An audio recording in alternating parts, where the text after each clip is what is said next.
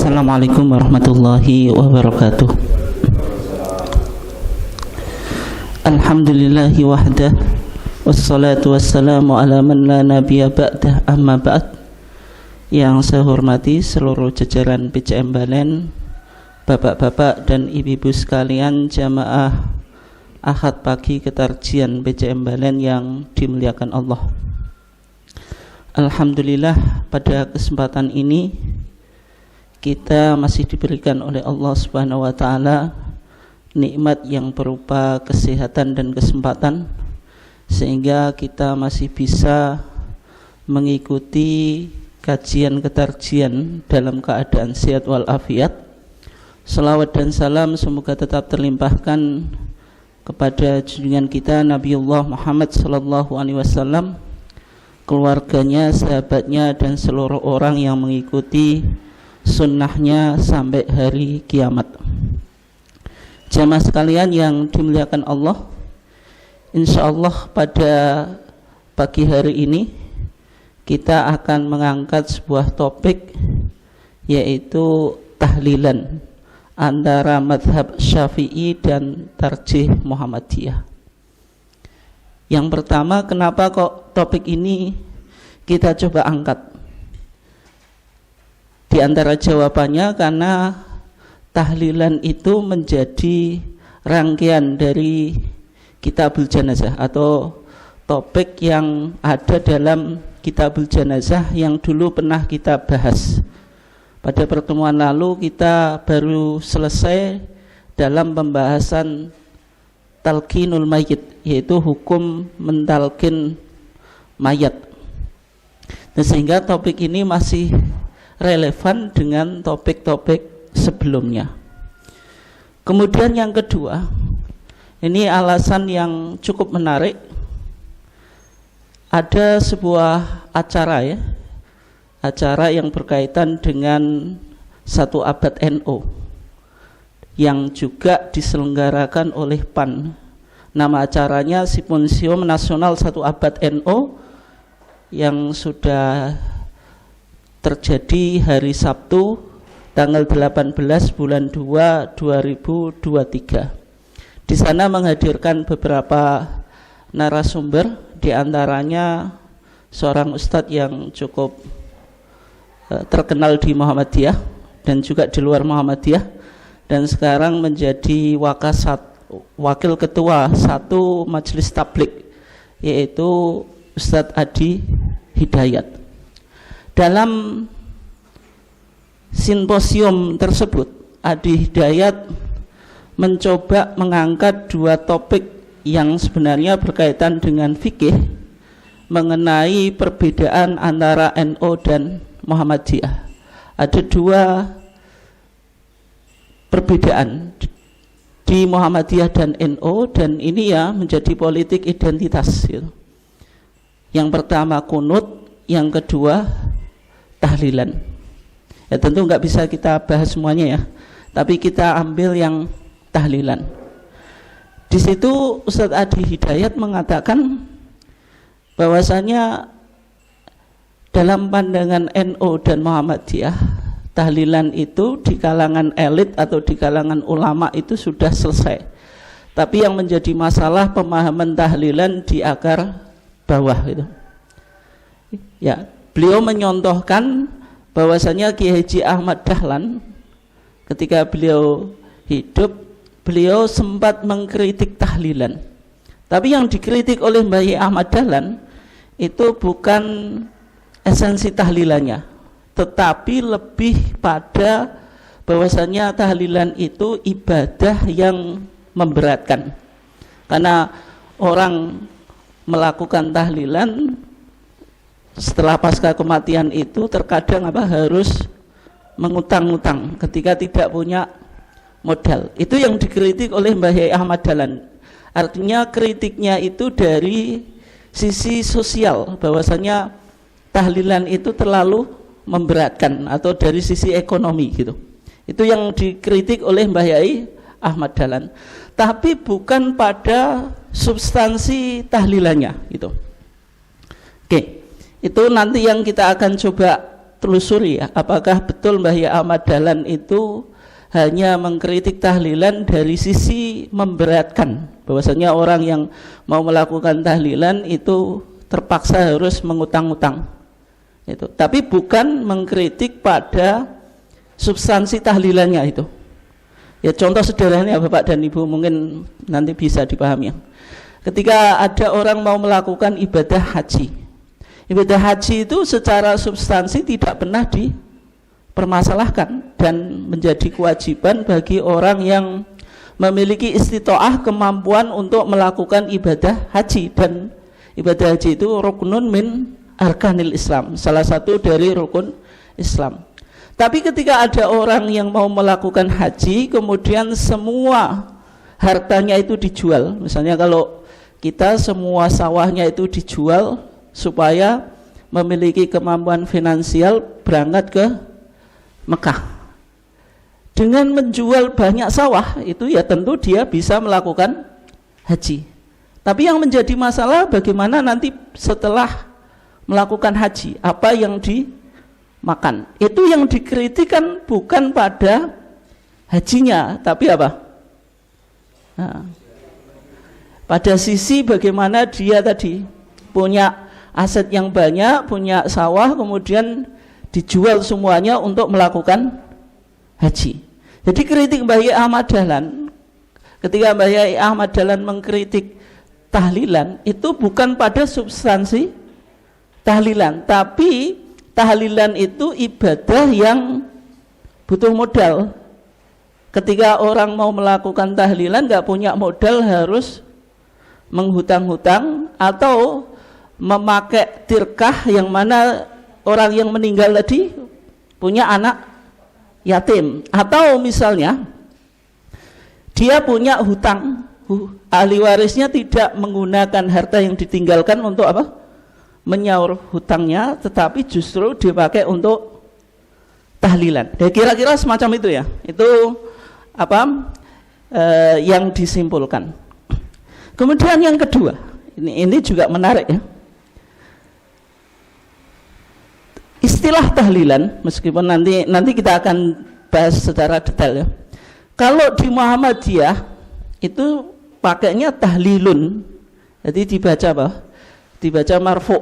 Marfu itu salah satu tandanya apa? Dhammah, tahlilun. Tapi kalau di NU itu tahlilan, dibaca apa? Mansub gitu. Mansub itu apa? Fathah gitu. Karena Muhammadiyah memahami bahwasanya tahlilun itu ismun, kata benda. Kalau di NU tahlilan itu memahaminya sebagai masdar. Sebenarnya masdar itu juga isim. Masdar itu kalau di jurumiyah gimana? Yang belajar jurumiyah. Masdar itu al-ismu al-mansub alladhi yaji'u thalithan fi tasrifil fi'li nahwu daraba yadribu darban. Masdar itu isim yang dibaca mansub yang datang di posisi ketiga dalam tasrif fi'il atau dalam ilmu morfologi, bagaimana kata-kata itu terbentuk. Contohnya daraba yadribu darban, yang darban itu yang dibaca mansub atau fathah itu namanya masdar. Ini menarik yang disampaikan oleh Ustaz Adi Hidayat, nanti kita coba analisa ya. Dia mengatakan kalau di NU itu bacanya tahlilan, meskipun kadang di masyarakat juga nggak selalu konsisten Pak. Orang NU pun kadang juga bilang tahlil saja kan, nggak selalu tahlilan. Tapi yang paling umum ya tahlilan. Nah, itu disebut apa? Masdar. Berarti kalau Muhammadiyah dengan NU sebenarnya sepakat terhadap tahlilan. Hanya saja kalau Muhammadiyah itu memakai kata tahlilun dengan dibaca apa? Marfu. Kalau di NU itu tahlilan dengan dibaca mansub. Dan ini memiliki makna filosofis itu. Maksudnya apa? Kalau tahlilun marfu itu kan artinya apa? Yang diangkat, makanya harokatnya apa? Dhammah. Kalau tahlilan itu mansub, harokatnya apa? Fathah. Fathah itu kan apa Pak? Datar gitu. Maksudnya apa? Dihubungkan pada posisi mayitnya gitu. Kalau tahlil di Muhammadiyah itu, tahlil itu dilakukan sebelum kematian, ketika ada orang yang sakaratul maut, mohon maaf, yang mana Rasulullah bersabda apa? Lakinu mautakum la ilaha illallah. Talkinkanlah mayit-mayit kamu sekalian dengan kalimat la ilaha illallah. Kita sudah pernah bahas ya. Mautakum itu kan mauta, itu jamak, mufradnya apa? Mayit. Mayit itu kan ada dua makna. Mayit itu secara makna hakiki ya orang yang meninggal. Padahal al-aslu fil kalam apa? Al-haqiqah. Asal pembicaraan itu maknanya apa? Makna literal, bukan makna majazi. Tapi kenapa kok lakinu mautakum la ilaha illallah kita pahami secara makna majazi? Untuk membawa dari makna hakiki menuju makna majazi itu harus ada apa? Qarinah, ada indikator yang mendukung bahwasanya ini bisa dipalingkan dari makna literal kepada makna majazi. Nah, qarinahnya sebagaimana yang disabdakan oleh Nabi dalam hadis yang lain apa? Mangkana akhiru kalamihi la ilaha illallah apa? Takhalal jannah.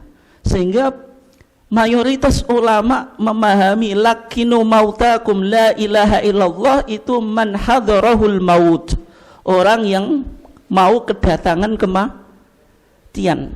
Itu di semua kitab Pak, bahkan di Fathul Mu'in pun. Fathul Mu'in itu talqin ada dua ya, ketika mau meninggal dan pasca mayat dikuburkan. Tetapi Sahibul Fathul Mu'in atau Syekh Zainuddin Al-Malibari ketika menjelaskan hadis lakinu mautakum la ilaha illallah, tetap beliau memahaminya apa? Man hadarahul maut, orang yang bakal kedatangan kematian. Itu yang tahlil yang umum dipahami di Muhammadiyah.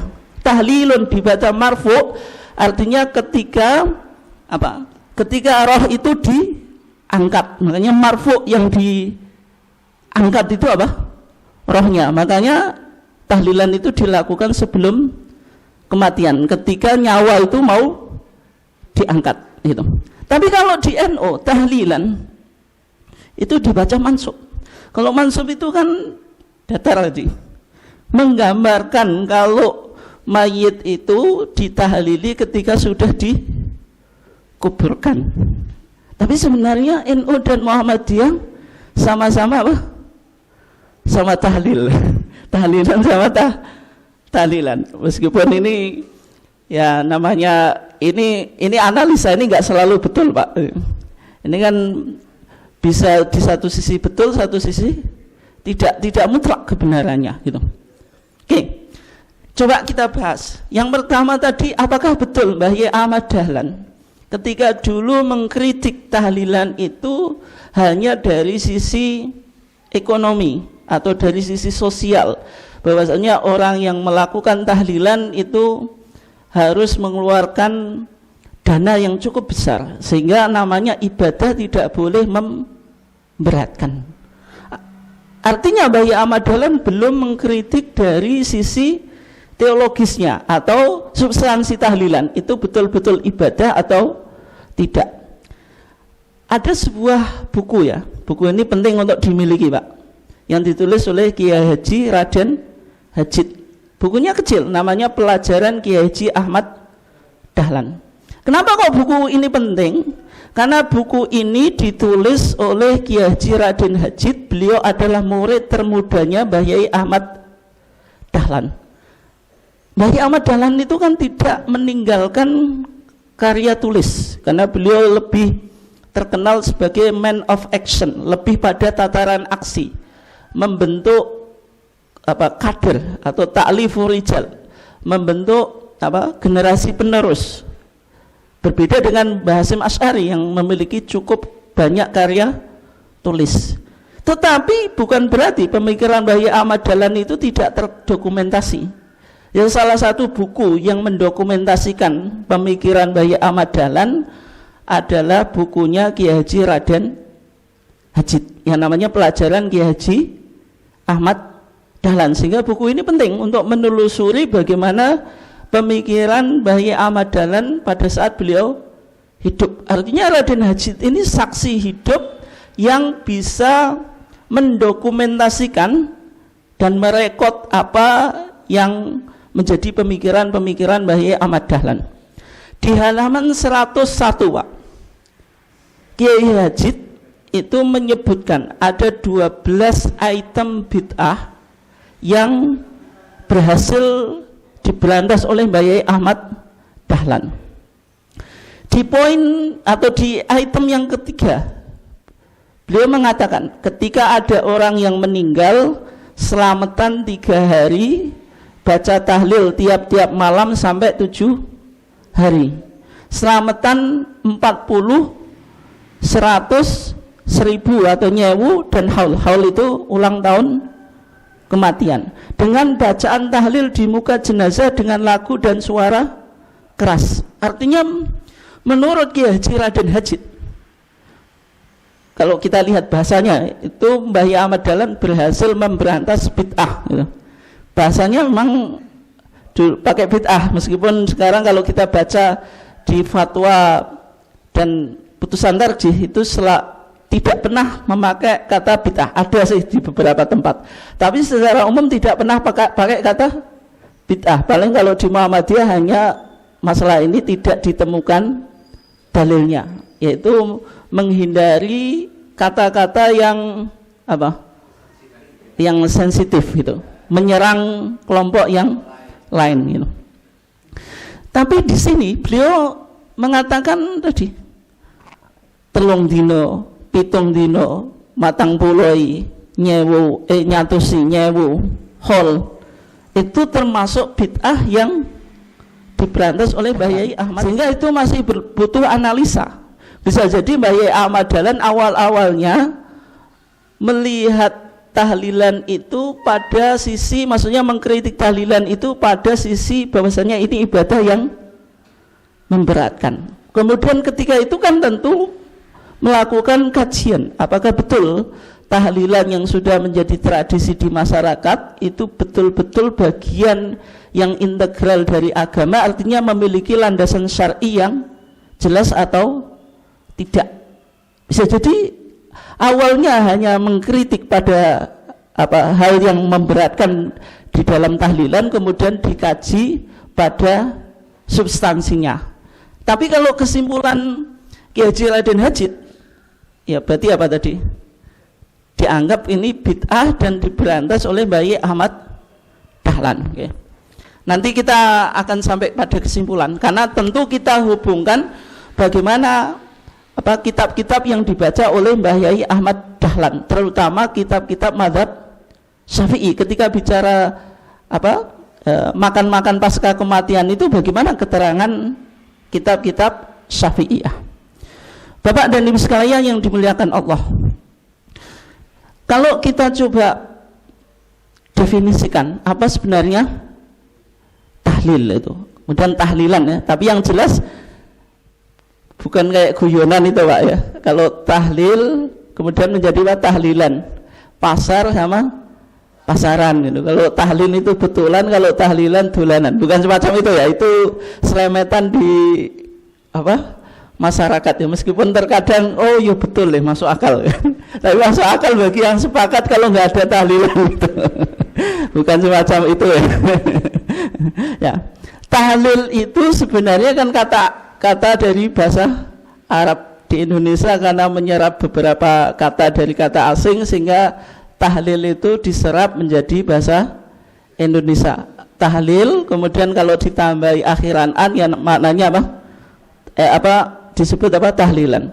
Nah, tahlil itu membaca kalimat tauhid la ilaha illallah. Tapi kalau dikatakan tahlilan yang sudah menjadi definisi yang umum dipahami, tahlilan itu ritual ibadah dengan bacaan-bacaan tertentu. Ada format bacaannya, mulai dari tawasul ila hadrati Syekh Abdul Qadir Jailani dan seterusnya ya.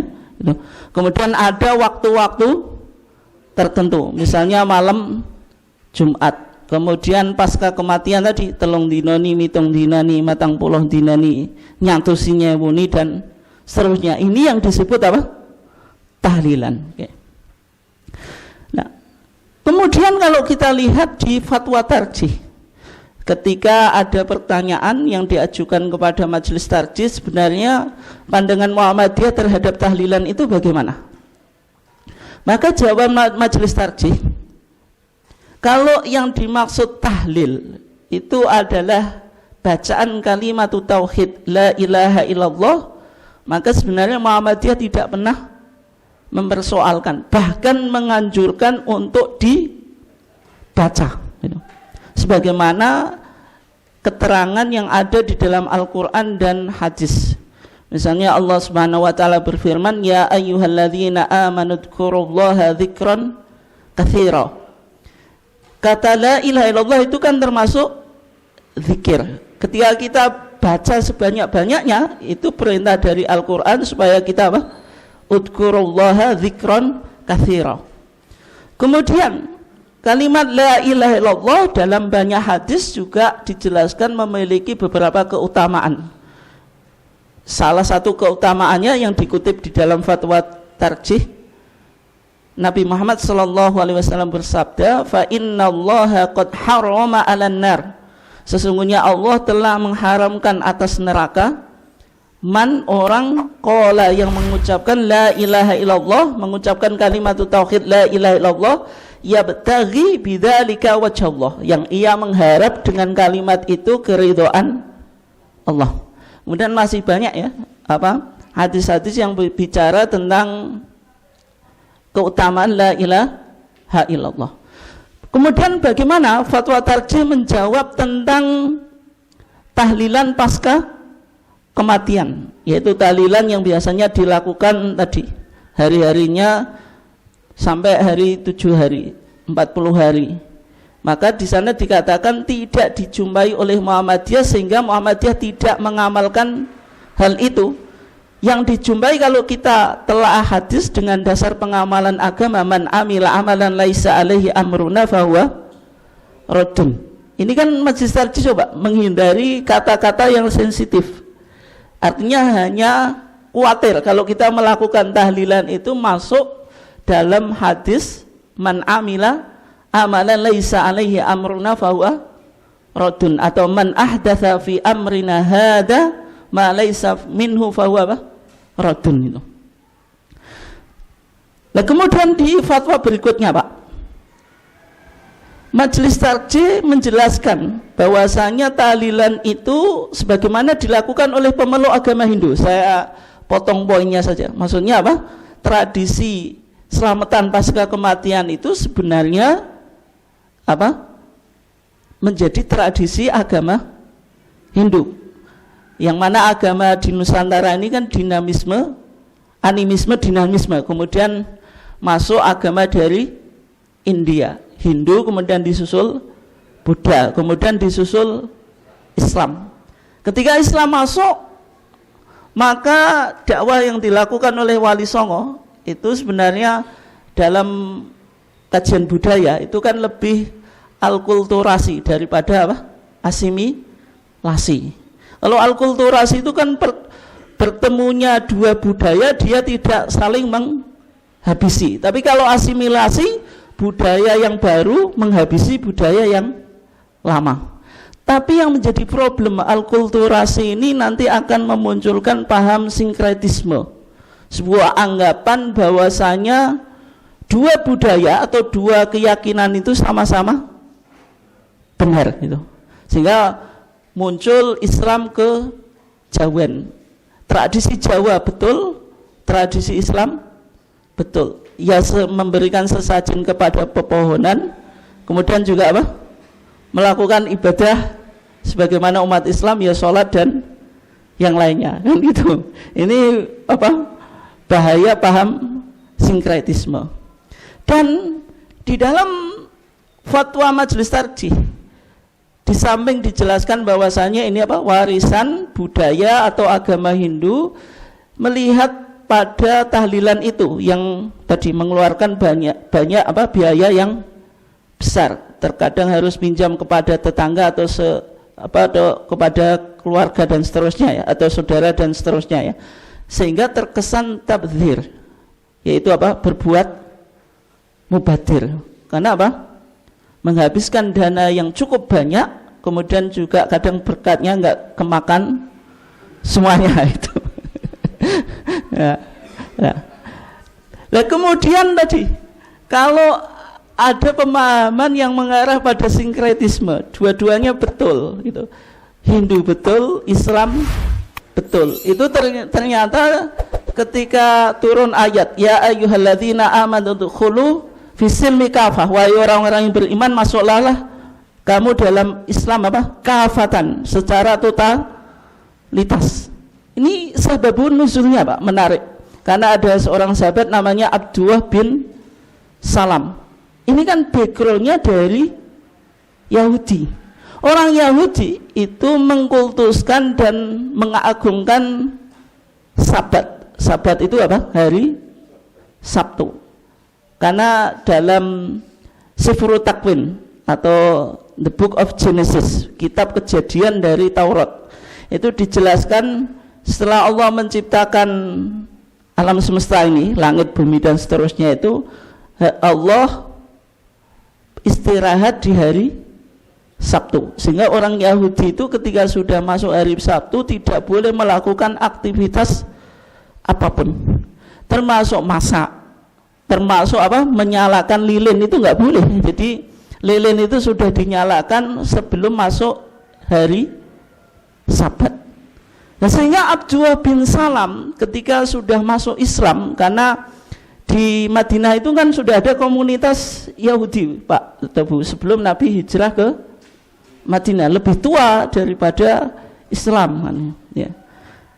Abdullah bin Salam ketika itu meminta izin kepada Nabi supaya diberikan kesempatan tetap menghormati Sabat.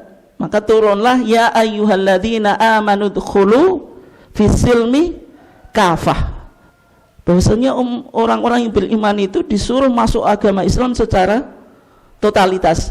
Relevansi fatwa Majelis Tarjih ketika menjawab tahlilan dengan yang dipahami oleh Abdullah bin Salam dan teman-temannya dari background Yahudi ini Pak? Artinya kalau kita sudah masuk Islam, budaya Hindu ya ditinggalkan, kira-kira semacam itulah isyaratnya. Sebagaimana tadi komunitas Yahudi, diantaranya Abdullah bin Salam, ketika sudah masuk Islam ya budaya-budaya Judaism atau budaya-budaya Yahudi ya ditinggalkan gitu. Nah, kemudian berikutnya Pak, ini yang paling menarik. Nanti kita akan masuk pada bagaimana pendapat-pendapat para imam dari Syafi'iyah. Di dalam kitabul janazah kita, HPT jilid 1, di sana dikatakan wasna'u li ahlil mayyiti ta'aman. Wasna'u, dan buatlah kamu sekalian li ahlil mayyit, untuk keluarga mayit, ta'aman, makanan. Berarti orang yang kita dianjurkan membuat makanan untuk keluarga mayit. Wala tajtami'u ila ahlil mayit, dan janganlah kamu berkumpul kepada keluarga mayit ba'da dafnihi, setelah mayit itu dikubur. Haitsu yasna'una lakumut ta'am, yang mana yang sekiranya mereka membuat untuk kamu sekalian makanan. Intinya ada perintah memberikan makan, dan tidak boleh kita ijtima berkumpul di keluarga mayit setelah mayit itu dikuburkan sehingga mereka membuat makanan. Kenapa kok putusan kita demikian? Itu yang pertama, didasarkan hadis Abdullah ibn Ja'far. Tatkala datang kematian Ja'far, ketika itu terbunuh ya, maka Nabi bersabda, isna'u, buatlah kamu sekalian, untuk, maksudnya khitabnya ditujukan kepada para sahabat ketika itu, li ali Ja'farin, untuk keluarga Ja'far, ta'aman makanan faqad atahum ma yushghilum, karena mereka sedang apa? Faqad, maka sesungguhnya atahum datang kepada mereka ma yushghilum, sesuatu yang menyibukkan mereka, yaitu apa? Kesedihan kematian. Orang yang ada keluarganya meninggal itu kan sedih, secara psikologi kan shock, Pak. Sehingga secara umum sudah tidak memikirkan dirinya sendiri, mau masak ya jelas nggak mungkin. Sehingga ada kesunahan bagi tetangganya, saudaranya, dan umat Islam yang lain apa? Untuk memberikan makanan. Kemudian yang kedua, kenapa kok ahlul mayyit itu tidak dianjurkan untuk tadi memberikan makanan atau orang-orang berkumpul di keluarga mayit yang mana mereka membuat makanan? Itu berdasarkan hadis Jarir ibn Abdillah al-Bajali. Dia berkata, kunna na'uddul ijtima', kami menilai berkumpul ila ahlil mayit, kepada keluarga mayit, wa sun'atat ta'am, dan mereka bikin makanan ba'da dafni, setelah mayit itu dikubur, minan niyaha, termasuk apa? Perbuatan meratapi mayit, yang dilarang enggak? Dilarang. Tapi hadis Abdullah ibn al-Bajali ini kan bukan, tidak ada keterangan Rasulullah yang melarang, tapi bahasanya kuna, kami. Nah, ini hadis mauquf. Tapi kalau ada kata nahnu yang apa? Mutakalim ma'al jam'i, itu menunjukkan apa? Dia ada indikasi marfu' kepada Rasulullah. Makanya kunna na'uddu al-ijtima'. Itu meskipun hadisnya mauquf tapi bisa dipakai dalil. Kenapa? Karena ada indikator berasal dari Nabi.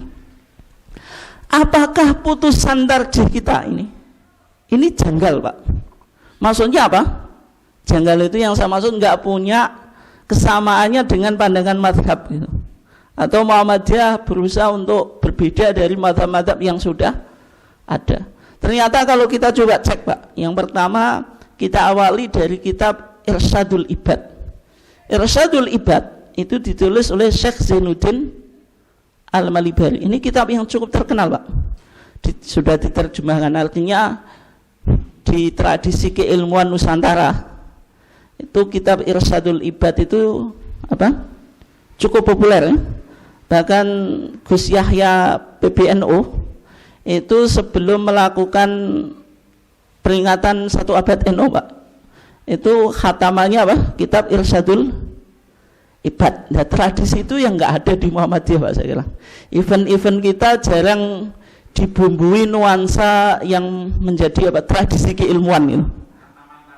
Kata mantarji nggak ada. Mesti kata mantarji. Ya. Di kitab Irsyadul Ibad yang ditulis oleh Syekh Zainuddin Al-Malibari. Ini pengarang kitab Fathul Mu'in. Kitab Fathul Mu'in itu pengarangnya juga ahli hadis, Pak, gitu. Sehingga di kitab Fathul Mu'in itu kalau ada hadis yang maudhu itu selalu dikritik. Tapi meskipun demikian kadang-kadang beliau juga di beberapa tempat memakai hadis dhaif. Salah satu karyanya yang bicara tentang hadis yaitu kitab Irsyadul Ibad. Di sana dikatakan wa yukrahu lahumul julusu laha wa sun'u ta'amin yajma'una an-nas 'alaih. Dan dimakruhkan bagi keluarga mayit itu sun'u ta'amin, membikin makanan, yajma'una an-nas 'alaih, yang mereka mengundang-undang orang-orang untuk makan tadi. Berarti hukumnya apa? Makruh. Ahlul mayyit tidak boleh bikin makanan. Kemudian dengan makanan itu mereka mengundang orang-orang untuk mendatanginya. 5 rawa Ahmad an Jarir ibn Abdillah al-Bajali qol kunna na'uddul wa sun'ahum at-ta'ama ba'da dafnihi minan niyaha. Sama enggak dengan dalil tarjih? Sama, artinya matching. Sama, putusan tarjih mengutip hadis Jarir ibn Abdillah al-Bajali. Kitab Irsyadul Ibad juga sama. Berikutnya, wa yustahabbu li jirani ahlil mayyit, dan disunahkan untuk tetangga-tetangga ahli mayit walau ajanibah, selain orang meskipun orang ajnabiyah, maksudnya orang asing tidak punya hubungan famili, wa ma'arifihim, dan orang-orang yang mengenal mayit tadi, wa illam yakunu jironan, meskipun bukan tetangga, tidak harus tetangga, harus pokoknya yang penting kenal, wa aqaribihil abaid, dan kerabat-kerabatnya yang jauh meskipun beda desa beda kota, wa in kanu bi ghairi baladil mayit, meskipun mereka bukan di satu desa dengan mayit. Misalnya kalau kita di Mbalan, yang meninggal di Bojonegoro atau di kota yang lain tetap disunahkan. Disunahkan apa? Ayasna'u li ahlihi ta'aman, mereka membikin untuk keluarga mayit itu makanan yakfihim yauman wa lailatan, yang mencukupi mereka satu hari satu malam. Kenapa kok satu hari satu malam? Yang secara umum satu hari satu malam, kesedihan yang sok beratnya itu Pak.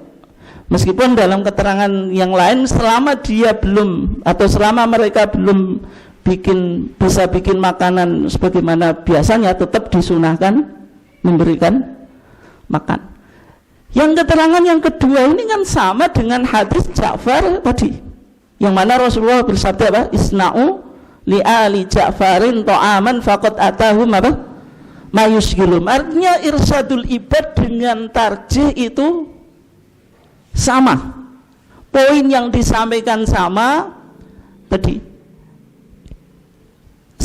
disunahkan ngasih makan untuk ahlul mayit. Yang kedua ahlul mayit jangan sampai bikin makanan, itu sama. Artinya putusan tarjih kita kalau kita hubungkan dengan kitab klasik Pak, itu ya matching, tidak ada perbedaan sebenarnya. Tapi orang yang membaca putusan tarjih kita ini kok seolah-olah menyerang tradisi yang ada, padahal di kitab kuning juga semacam itu Pak. Kan sama tuh, dalilnya sama, poin yang disampaikan sama ya. Nah, berikutnya kita coba lihat bagaimana keterangan kitab fikih yang paling populer di Indonesia atau di Nusantara, yaitu kitab Fathul Mu'in. Kitab Fathul Mu'in itu diberi hasyiah. Hasyiah itu, kitab Fathul Mu'in itu sebenarnya syarah Pak. Matanya Qurratul Ain bi Muhimmatidin, yang ditulis oleh Syekh Zainuddin Al-Malibari dari Malabar, atau dari kalau kawasan kalau sekarang India itu di Kerala, yaitu India Selatan. Meskipun dia orang India, tapi kenapa kok populer tidak hanya di negara India tapi juga di negara Arab? Karena beliau muridnya Syekh Ibnu Hajar Al-Haytami, atau Al-Imam Ibnu Hajar Al-Haytami, seorang ulama yang cukup otoritatif di kalangan mazhab Syafi'i yang mutaakhirin, yang belakangan. Fatwa-fatwa dalam mazhab Syafi'i itu pasti dirujuk ke Ibnu Hajar Al-Haytami, yang secara umum diikuti oleh Syafi'iyah di Yaman, di Malabar, dan juga di Indonesia. Kalau di Mesir memakai Ibnu Hajar Al-Imam Ar-Ramli gitu. Kemudian Fathul Mu'in itu syarahnya dari Qurratul Ain. Jadi Fathul Mu'in itu syarah, Qurratul Ain itu matanya, semuanya karangannya Syekh Zainuddin Al-Malibari. Kemudian kitab ini diberikan hasyiah. Hasyiah itu syarah atas syarah itu, atau secara umum ya disebut syarah saja, yaitu yang ditulis oleh Sayyid Abu Bakar Syato Ad-Dimyati dalam sebuah kitab yang berjudul I'anatut Tolibin. Kitab ini yang paling sering dirujuk dalam masalah fikih di Nusantara. Banyak riset Pak tentang Bahsul Masail ya. LBM, Lembaga Bahsul Masail, dari 1926 awal berdirinya Bahsul Masail itu. Meskipun Bahsul Masail pernah kita kaji ya, sebenarnya itu memiliki hubungan dengan studi klub yang digagas oleh Kiai Haji Mas Mansur. Tapi sejak berdirinya NU menjadi Bahsul Masail ini, kemudian sampai sekarang itu banyak penelitian yang tentang mengkaji sebenarnya kitab apa yang banyak dirujuk dalam Bahsul Masail. survei atau bukan survei, penelitian itu menunjukkan yang sering dirujuk kitab I'anatut Thalibin gitu. Dan kitab I'anatut Thalibin ini Pak, ternyata penulisnya itu memiliki genealogi dengan Yai Ahmad Dahlan secara keilmuan, artinya sanad keilmuan, genealogi keilmuan Yai Ahmad Dahlan itu sebenarnya juga berasal dari pengarang kitab I'anatut Thalibin. Ini yang di Muhammadiyah jarang dikaji dan juga jarang diungkap sebenarnya sejauh mana tentang hubungan Yai Ahmad Dahlan dengan pengarang kitab I'anatut Thalibin gitu. Dan bahkan Yai Ahmad Dahlan yang dulu namanya Muhammad Darwish, ketika haji kemudian menimba ilmu yang cukup lama, punya hubungan yang cukup lama dengan Sayyid Abu Bakar Sato Dimyati. Sayyid Abu Bakar Sato Dimyati itu mengusulkan supaya nama Muhammad Darwish itu dirubah menjadi Ahmad Dahlan, karena Sayyid Abu Bakar Sato Dimyati punya tafaul, harapan yang positif kalau Yai Ahmad Dahlan itu mewarisi gurunya, yaitu Syekh Ahmad Zaini Dahlan. Nanti kita lihat fatwanya, itu gurunya Sayyid Abu Bakar Sato Dimyati. Dalam I'anatut Thalibin Pak, di sana dikatakan wa yukrahu li ahlil mayyit al julus li ta'ziyah wa sun'u ta'amin yajma'una nas alaih, dan seterusnya. Beliau ini sebenarnya mengutip dari Irsyadul Ibad, tapi setelah saya cek kenapa kok Sayyid Abu Bakar Sato Dimyati itu kok gak menulis referensi. Ya memang di kitab-kitab kuning itu kadang nukilan itu disebutkan sumbernya, terkadang tidak, sehingga yang dinukil oleh beliau sama dengan keterangan kitab Irsyadul Ibad yang kita baca tadi gitu. Apalagi beliau ini kan memberikan penjelasan terhadap kitabnya siapa? Syekh Zainuddin Al-Malibari, yaitu Sahibu Fathil Mu'in. Di samping itu beliau menukil fatwa dari Baladul Haram, yaitu fatwa-fatwa dari beberapa mufti lintas madhab yang ada di Masjidil Haram, karena Masjidil Haram itu dulu kan kiblatul ilm, kiblatnya ilmu, yang mana semua madhab itu dikaji gitu.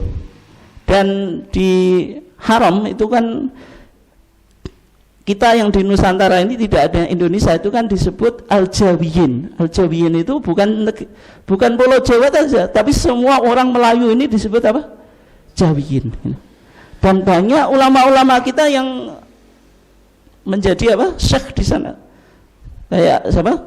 Mbah Nawawi Al-Bantani, Syekh Ahmad Khatib Minangkabau, Syekh Muhammad Arsyad Al-Banjari, Syekh Abdus Somad Al-Falimbani, dan banyak sekali itu. Di antara pertanyaan yang disebutkan oleh Syekh Abu Bakar Sato Dimyati, pertanyaannya bagaimana? Anna syahsa idza intaqala ila daril jaza, ketika seseorang sudah meninggal, wa hadara ma'arifu wa jiranuhu, kemudian didatangi orang-orang yang mengenalnya dan tetangganya, jaro al-urf, sudah menjadi tradisi, bi annahum yang tadhiruna ta'am, orang yang takziah itu menunggu makanan. Kalau sudah menunggu makanan, wa min ghalabatil haya ala ahlil mayyit yatakallafuna takalluf at-tam, ahlul mayyit itu pasti malu, masa banyak orang yang takziah kemudian tidak diberikan suguhan, sehingga karena malu terbebani Mbak, termasuk cari modal bagaimana bisa menghidangkan makanan. Wa yuhayyi'una lahum at'imatan adidatan, kemudian menyuguhkan untuk mereka makanan yang cukup banyak. Wa yuhdirunaha lahum bil masyaqqah as-sadidah, ahlul mayyit itu berusaha untuk menghidangkan makanan dengan tadi kesusahan yang sangat berat, artinya kalau nggak punya uang ya harus pinjam tadi. Kemudian pertanyaannya Pak, Pertanyaan yang diajukan kepada para mufti di Balad Haram ini. Kalau ada waliul amri atau hukam pemimpin, yang mana pemimpin itu kan harus apa? Tamasuk bis sunnah, berpegang pada sunnah, melakukan apa yang dilakukan oleh Nabi. Apakah seorang pemimpin ini boleh melarang tradisi atau adat yang berlaku di masyarakat?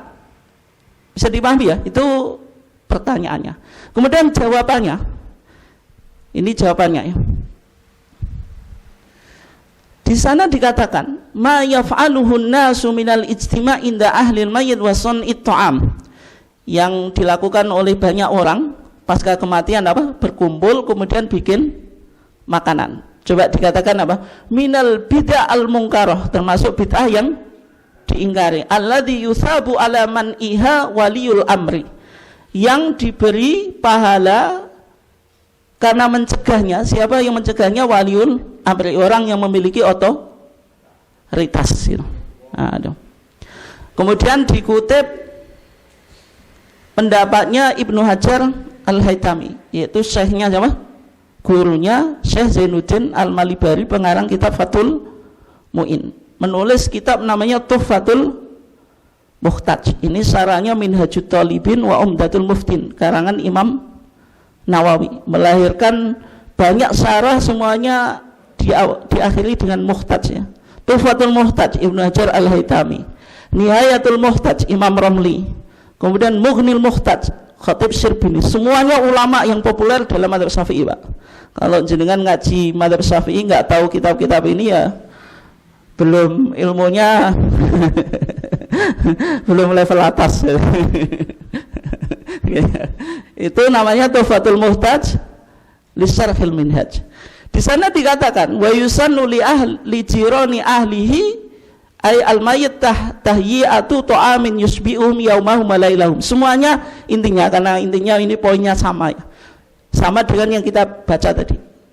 Tetangganya disuruh bikin makanan dan mereka dilarang bikin makanan, maksudnya keluarga mayit dilarang apa? Bikin makanan kemudian mengundang orang. Semuanya pokoknya semacam itu, Pak, karena waktu kita gitu. Intinya fatwa Ibnu Hajar juga semacam itu. Nah, kemudian berikutnya dikutip dari kitab Hasyiah Al-Jamal ala Syarhil Minhaj, ala Syarhil Manhaj. Manhaj itu maksudnya manhajut tulab. Syarhul Manhaj itu yang disebut Fathul Wahab itu, Pak. Matanya kan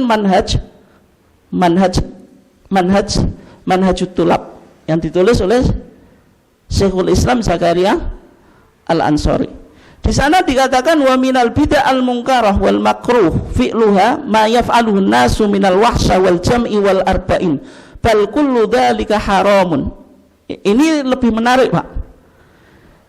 Jadi bikin makanan itu termasuk bid'ah yang diingkari dan makruh untuk dilakukan. Coba, bal kullu dzalika haram, semuanya itu haram. Ingkana min malin mahjurin, kalau itu berasal dari harta yang mahjur. Mahjur itu harta apa? Yang tidak boleh ditasarufkan. Au min mayyitin alaihi daunun, apalagi kalau dari orang yang meninggal dia punya hutang. Au yatarattab alaihi dararun, atau terjadi apa? Kemudaratan dengan memakai harta tadi. Makanya gurunya Bayi Ahmad Dahlan dan Hasyim Asy'ari, siapa, Pak? Yang dari Semarang, Mbah Soleh Darat Semarang, atau Umar As-Samaroni, itu menulis kitab dalam bahasa Pegon, karena semua kitabnya apa? Tulisannya Pegon, namanya Majmu'ah Asy-Syari'ah Al-Kafiyah Lil Awam. Itu kitab yang penting, Pak. Di sana beliau juga mengatakan semacam itu. Kalau apa? Bahwasanya tahlilan itu haram ketika apa? Diambil dari harta yang mana mayit itu meninggalkan anak yatim. Nanti jenengan baca di kitab. Ketama Mbah Soleh Darat itu punya kesimpulan semacam itu, Pak. Ternyata saya sudah telusuri, Pak. Ketika saya telusuri, salah satu dari referensi kitab tadi, Majmu'ah Asy-Syariah Al-Kafiyah lil Awam, itu dari mana? Dari kitab Syarah Al-Manhaj, yaitu Fathul Wahab. Sehingga kesimpulannya sama, bukan berarti Mbah Sholeh Darat itu bikin sendiri, Pak. Memang merujuk pada kitab yang ada gitu. Okay. Kemudian berikutnya dikutip dari kitab Raddul Mukhtar, Tahta Qauli Ad-Dur Al-Mukhtar. Ini kitab yang ditulis oleh Imam Abidin. Ini madhabnya apa? Hanafi. Keterangannya sama, Pak. Artinya sama dengan yang kita baca. Intinya nggak hampir sama, karena saya menyikat waktu, nggak mungkin saya bacakan satu persatu, nanti nggak selesai ya. Kemudian waqad ajaba binadhiri hadaini al-jawabaini mufti Sadah al-Malikiyah wa mufti Sadah al-Hanabilah. Maksudnya berikutnya, menurut pandangan mufti mazhab Maliki dan mufti mazhab Hambali juga sama. Dan fatwa ini, yang fatwa dari mazhab Syafi'i tadi, yang pertama itu ditulis oleh Ahmad ibn Zaini Dahlan mufti Syafi'iyah di Makkah al-Mahwiyah. Ini dikutip siapa? Gurunya Syekh Abu Bakar Sato Dimyati, yaitu Ahmad ibn Zaini Dahlan. Dan nama Mbah Yai Ahmad Dahlan itu sebenarnya terinspirasi dari nama gurunya Syekh Abu Bakar Sato Dimyati. Berikutnya ini yang terakhir, Pak. Kita baca kitab asli Nusantara, Pak. Asli Nusantara artinya tidak bahasa Arab, tapi bahasa apa? Kalau kita menyebutnya tulisan Pegon, tapi ini bukan Pegon, ini Melayu, disebut Arab, yang ditulis oleh Syekh Arsyad Al-Banjari. Al-Banjari itu dari Banjar Masin, Kalimantan ya. Kitabnya judulnya Sabil al-Muhtadin. Kitab ini cukup populer di kalangan Melayu, Pak. Misalnya di Sumatera, di Kalimantan, di Malaysia, di Brunei, di Singapura, di Patani atau Thailand itu. Kitab yang fikih yang otoritatif ini yang banyak dikaji. Memang kitabnya cukup dalam, hanya saja kelemahannya apa? Hanya membahas fikih ibadah, tidak sampai misalnya muamalat, munakahat itu, jinazat itu tidak sampai dibahas, tapi cukup lengkap.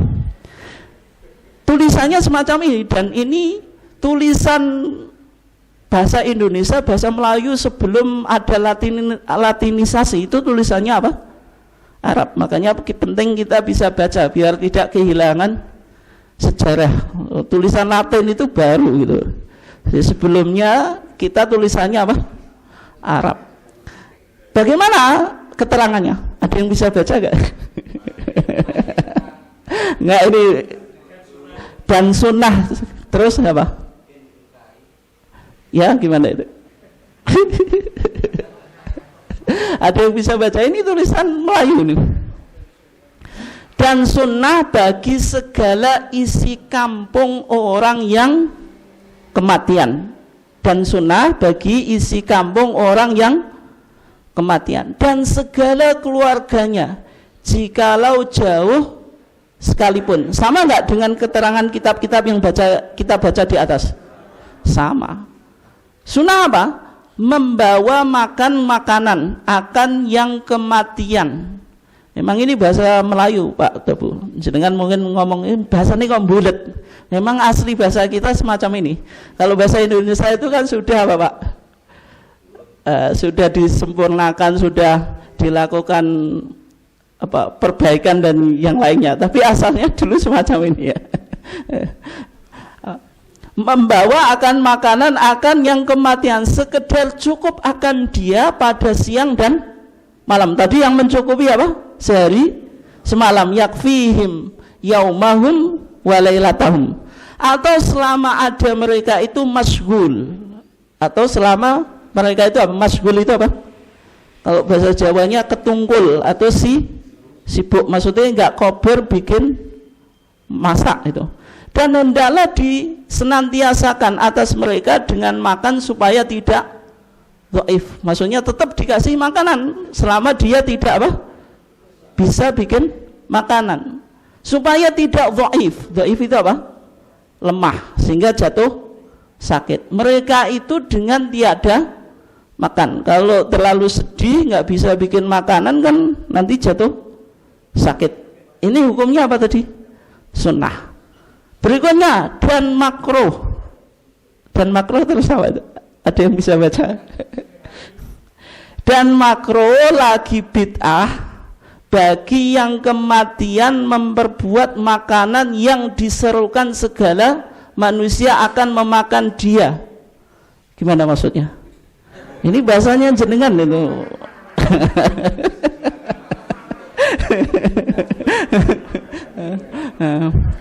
Dan makruh berarti hukumnya makruh juga bid'ah. Bagi yang kematian, maksudnya keluarga yang kematian memperbuat makanan yang diserukan itu apa? Yang diundang-undang gitu loh. Bikin makanan kemudian mengundang orang lain. Segala manusia atas memakan dia dahulu daripada menanam dia. Maksudnya apa? Ada yang bisa memahami ini? Atas memakan dia dahulu daripada menanam dia. Menanam dia itu apa? Ini bahasa Melayu. Menanam itu menguburkan mayit gitu. Dan kemudian daripadanya berarti bikin makanan sebelum mayit itu dikuburkan atau sesudahnya. Itu hukumnya apa? Makruh. Seperti yang terada. Seperti yang terada itu apa? Seperti yang sudah menjadi adat atau kebiasaan. Artinya ini yang berlaku di masyarakat Banjar. Keluarga mayit itu bikin makanan sebelum mayit dikuburkan atau sesudahnya. Ini dihukumi apa? Makruh lagi bid'ah ini. Kemudian berikutnya, dan demikian lagi makruh lagi bid'ah bagi segala mereka yang diserunya memperkenankan seruannya atau ya seruannya. Maksudnya apa Pak? Dan demikian lagi makruh lagi bid'ah bagi segala mereka yang diserunya memperkenankan seruannya. Maksudnya apa? Ya kalau jenengan diundang hukumnya makruh mendatangi. Ini malah lebih keras ya fatwanya. Ini lebih keras daripada fatwa tarjih. Nah itu artinya diundang saja itu hukumnya apa? Kalau kita mendatangi undangan tersebut hukumnya apa? Makruh lagi bid'ah ya. Ya. Nah kalau kita lihat di tarjih ya, enggak saya kutip ya, tentang fatwa yang berkaitan tentang cara menyikapi undangan tahlilan itu ada dua sikap. Yang pertama dalam fatwa tarjih kita dikatakan kalau bisa meminta izin tidak bisa menghadiri dengan alasan bahwasanya paham Muhammadiyah tidak membolehkan tahlilan untuk kematian. Secara organisatoris ini yang paling ideal ditempuh oleh warga Muhammadiyah, yaitu apa? Tunduk pada paham agama yang diyakini oleh Muhammadiyah. Meskipun ini susah Pak. Nah, tapi kalau tidak bisa mengelak itu atau dalam keadaan terpaksa harus hadir, maka bersikap pasif ini, bukan malah jadi apa Pak? Menjadi pemimpin atau pelopornya. Ya, datang ya sekedar pasif saja gitu. Ya tonggobat ya, kalau tidak bisa mengelak ya sekedar datang saja, bukan malah menjadi apa? Ya, penggede atau pelopor. Oh gitu. Oke, mungkin sekian ya, karena permasalahan ini cukup banyak ya, tapi kurang lebihnya apa yang kita sampaikan dan mudah-mudahan bisa mengcover banyak hal itu. Meskipun bahas tahlilan itu yang nggak akan selesai karena permasalahannya cukup banyak. Oke, silahkan kalau ada yang ditanggapi atau dikomentari atau ditanyakan, monggo. Sudah biasa kalau orang meninggal dunia, tetangganya itu datang membawa, kemudian yang masak juga bukan ahli mayat, tetapi juga tetangganya. Kalau pas sesuai dengan itu. Cuma berasnya dia. Enggak, berasnya kan dari orang-orang itu ya sedikit-sedikit itu. Kan pas ya, sesuai dengan sunnah kan itu. Cuma selanjutnya lah itu karena jadi tradisi tadi. Kemudian saya pernah ke keluarga yang Hindu, Pak, di Banyuwangi. Itu saya mau pulang karena sudah 1 minggu. Kemudian saya ditahan, jangan pulang dulu. Ini mbakmu akan nyewoni bae. Tak pikir ya sama dengan kita, Pak. Saya mengikutinya, ternyata semuanya yang datang itu orang Hindu. Kemudian caranya juga orang Hindu, hing wala hing dan seterusnya itu. Doanya orang sana. Setelah selesai, kemudian saya ditanya oleh mas saya, Mas Ahmad itu waktu itu jadi kepala SD. Bilang, ini loh Mas, dia bilang sama saya, makanya saya tidak mau masuk Islam itu karena orang Islam itu mengikuti saya, agama Hindu gitu. Oh, ngono Mas. Saya terus melek, oh iya itu tradisi kok aku ya. Cukup itu saja kok saya tahu. Ya. Ya, terima kasih ya. Yang pertama ya, di TJA, tanya jawab agama itu sudah dibahas tentang status makanan takziah sebelum kematian. Secara umum orang yang meninggal itu kan didatangi keluarganya, termasuk yang dari luar kota gitu. Ketika datang di ahlil mayit tadi, mereka dari luar kota, ya tetap masih bawa bawaan dan sebagainya. Tapi kan masih umum ya tetap makan dengan makanan yang dihidangkan. Nah di situ saya lihat fatwa tarjih itu cukup moderat. Moderatnya gini Pak, dengan alasan yang jenengan sampaikan tadi. Makanan yang disediakan itu tidak selalu berasal dari keluarga mayit gitu. Karena orang takziah itu punya tradisi yang ibu-ibu bawa beras macam-macam itu, bawa gula, bawa kopi dan sebagainya. Artinya tidak semua makanan itu berasal dari mayit. Sehingga kalau makanan takziah semacam itu, meskipun fatwa tarjih kita juga nggak tegas Pak. Artinya masih diperbolehkan gitu. Tapi kalau yang sudah pasca kematian itu loh. Kematian. Mulai dari 1 sampai 7 dinani, matang 10 dinani, nyatusi nyewuni dan sebagainya. Itu kalau saya lihat di fatwa tarjih itu memang pembahasannya ya selalu tidak ada tuntunannya tadi. Yang pertama karena tradisi Hindu, yang kedua dari perspektif Islam itu makanannya tabdir, lebih pada apa? Mubadir. Dan yang berikutnya tidak ada tuntunan dari Islam gitu. Ya memang di Muhammadiyah itu sebenarnya penting ada sebuah solusi Pak. Kalau kita sudah terlanjur ya paham agama kita tidak tahlilan, misalnya memikirkan bagaimana ada dapur umum ya. Dapur umum maksudnya di satu desa itu kalau ada kematian, ibu-ibu sudah ada yang membantu masak dan sebagainya, dananya juga diambil dari masyarakat itu, sehingga keluarga yang meninggal itu sudah tidak memikirkan apapun gitu. Dan ini kan bentuk perintah tadi, wasna'u li ali Ja'farin apa? To'aman. Bahwasanya Nabi memerintahkan untuk keluarga Ja'far apa? Supaya dikasih makan gitu. Tapi itu ketika apa? Tadi sebelum kematian. Nah kalau setelah kematian itu kan masalahnya mayatnya sudah selesai dikubur kan ya selesai Pak kan itu. Ya. Tapi sebelum kematian itu loh, biar tadi orang yang kematian juga tidak menjadi terbebani menyediakan makanan. Tadi kalau kita baca keterangan Syekh Arsyad Banjari apa? Meskipun fatwa tarjih ini gila. Yang tadi apa?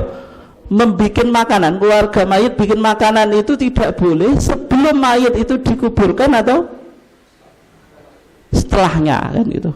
Artinya yang kita sebelumnya ini loh. Bagaimana ada misalnya solusi dapur umum, secara umum saya nggak tahu di masyarakat ditanggung siapa Pak atau Bu. Sebelum kematian ini loh. Masih keluarga tau ya. Nggak maksudnya makanan untuk orang tak sih, tetangga Pak. Maksudnya dimasakkan dananya dari tetangga atau ya. Nah kalau semacam itu kan selama bukan ahlul mayitnya yang terbebani kan nggak apa-apa gitu.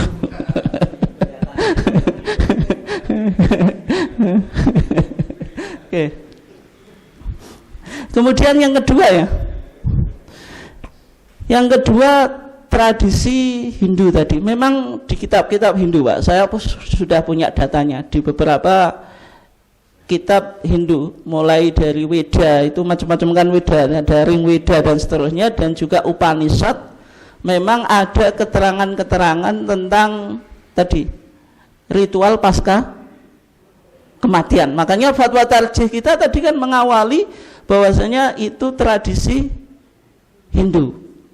Di Nusantara yang asal agamanya itu animisme, dinamisme, kemudian masuk agama dari India, Hinduism, kemudian Buddhism, baru Islam. Memang awalnya kan proses Islamisasi, karena di Jawa ini lebih sifatnya akulturasi, tidak langsung menghilangkan budaya yang ada. Tetapi problem akulturasi itu memunculkan paham tadi sinkretisme, seolah-olah ada dua kebenaran gitu. Padahal kan ini upacara ini kan sebenarnya proses Islamisasi yang belum tuntas gitu. Itu kalau perspektif kita Pak, proses Islamisasi yang belum tuntas, tetapi dipahami sebagai bagian yang integral dari agama. Sehingga tadi kritik-kritik Bayi Ahmad Dahlan kan sebenarnya dari situ kan, ketika kita bahas di awal. Dan ternyata tahlilan itu beda Pak atau Bu. Saya dulu ketika di Mesir ngajar di kedutaan Malaysia, saya sering tanya kepada teman-teman Malaysia itu, di sana ritual pasca kematian itu bagaimana? Mereka menyebutnya kenduri arwah itu.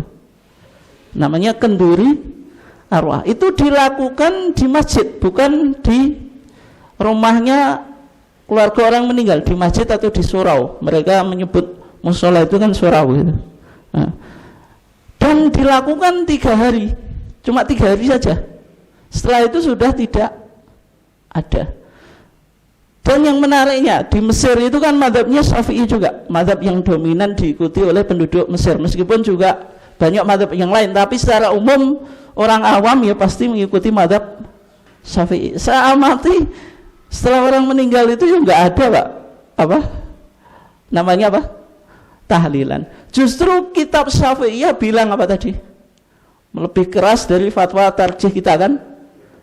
Kalau kita baca loh, dari sekian referensi yang kita baca, mazhab Syafi'i bilang apa tadi? Bid'ah mungkarah, waliul amri, orang yang punya otoritas mencegah tradisi itu dapat pahala. Itu bahkan Arsyad Al-Banjari lebih kotok, lebih lebih keras lagi Pak. Sebelum kematian nggak boleh, setelah kematian nggak boleh. Kalau jenengan diundang, makruh untuk mendatangi, itu kata Syekh Arsyad Al-Banjari. Sehingga Mbah Fakih Langitan, ini cerita yang masyhur, mungkin jenengan bisa tanyakan juga. Itu katanya juga nggak pernah mau melakukan ritual pasca tahlilan pasca kematian. Ketika Mbah Fakih itu punya pendapat semacam itu, bukan berarti dia bikin-bikin kayak Muhammadiyah. Mbah Fakih itu baca dari kitab Muhammadiyah, tidak. Mbah Fakih itu paham kitab mazhab Syafi'i, bukan berarti Mbah Fakih pernah ngaji di Muhammadiyah, tidak gitu. Mbah Fakih justru paham kitab-kitab mazhab Syafi'i. Itu kesimpulannya ya. Meskipun kalau banyak muridnya ya, ketika saya di Gunung Sari saya tanyakan, sebagian kan muridnya Mbah Fakih. Mbah Fakih itu Muhammadiyah. Mungkin sinaune ya di Muhammadiyah. Makanya pemahamannya semacam itu. Ya. Tapi sebenarnya itu juga pandangan mazhab Syafi'i. Makanya di pasca kematian ini kan dari sekian kitab mazhab Syafi'iyah dengan tarjih kan sama. Oke. Mungkin sekian ya, kurang lebihnya mohon maaf. Kita tutup kajian kita dengan bacaan hamdalah. Assalamualaikum warahmatullahi wabarakatuh.